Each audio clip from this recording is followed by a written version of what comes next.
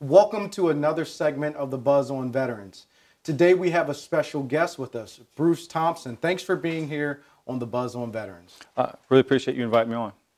It's an honor. And I want to start this off by thanking you for your service. Marine Corps, 23 years, Master Sergeant. Is it okay for me to say hoorah, or how am I supposed to say that correctly? No, we don't say that Army term. It's hoorah. Oh, ooh, it's a ooh. Okay, got it. Yeah, it's hoorah. Marines always squaring us away. So in regards to your transition, I mean, in all transparency, it was great that we were able to meet through my wife, who is a licensed realtor. And I was noticing that your transition has been extremely successful. And I said, well, why don't we have some veterans that have made that successful transition on, so we can figure out what things that you did to make your transition that much more beneficial. So let's start from the service. Were there any things that you did in the service to make your transition to the civilian marketplace that much more smooth? Definitely. One of the first things we did was you planned it. You didn't go to your transition course at 9 days or less. You know, I went at the 12-month mark. Started figuring out what it was that I didn't know, and I found out that was a lot. So once I found out that was a lot, I made sure I committed myself to figuring out what it was I really needed to do, how I was going to figure out a resume. You know, what was this interviewing thing that I've never done in my life? So you start finding all those parts of transition and the things we've never done because we've been in service since we were 18, 19 years old. And you have to figure those out, whether it's going to nonprofits, going to some of the larger veteran service organizations that are out there. Those are the things I figured out I had to do while in service to prepare myself for my departure from service. And that's paramount. I mean, I've checked out your LinkedIn. It's very descriptive. I almost wanted to copy and paste some of that good stuff you have there. What were some things that you did in order to get your resume squared away? I mean, did you notice that the resume you have maybe didn't fit certain industries? What were some of the things you did? Well, definitely. I was a career changer. So what I did in service was not what I wanted to do once I transitioned. So most of my in-service experience, I had to take some of those soft skills, some of those different aspects, and put them into a resume. And of course, the first time I had to write a resume, they had to pry it from my hands because I wasn't willing to give it up to the instructor who was leading the class. Professionally, I was embarrassed by what I gave them.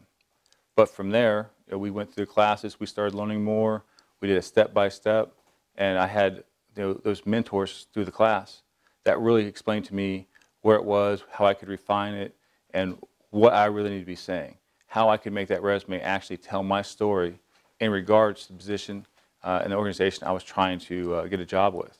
It must be interesting going from, 23 years in the service, high ranking, I mean, a lot of Marines respecting you, then you come out in the civilian marketplace and the skills don't necessarily translate. I know when I got out of the service, I thought that it was going to be some parades for me, and then it's like just a normal day, right? And people didn't really understand my skill set. So what are some skill sets that you believe can easily be translatable, let's say for a Army infantry person, or are there some skills that we all possess that can be easily transferred to a civilian employer so they can understand? Right. One of the greatest things about transitioning military is from the first year you're in service, you're in charge of millions of dollars of equipment.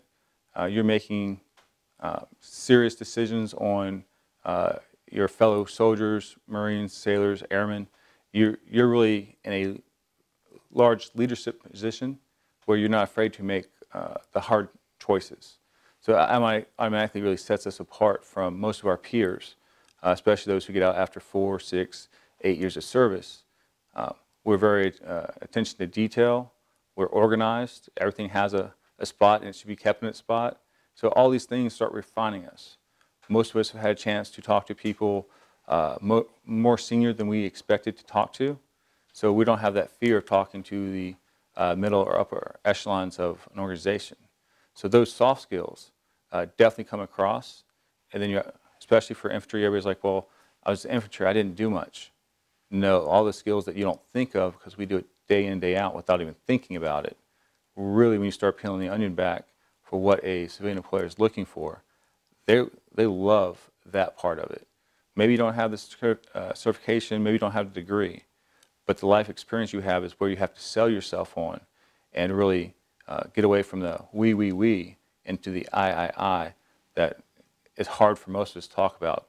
In service, we always talk about the team. Right. We talk about what we accomplished. When you're getting out, it has to flip the switch, and you're now talking about what I accomplished. You're not my team, but what I accomplished. And that's a weird thing for service members to be able to do. Absolutely. And, those tips are extremely paramount. I'm a business owner. So, our team, incorporates veterans in our organization. And, you're absolutely right about those, translating those, those skills properly. So somebody like me, when I look at a resume, I'm not just seeing you did all these cool things in the military. I can see how that pertains to my tech company, whether you're organized, on time, and things like that. So Bruce, thanks for being here with us today on the Buzz on Veterans.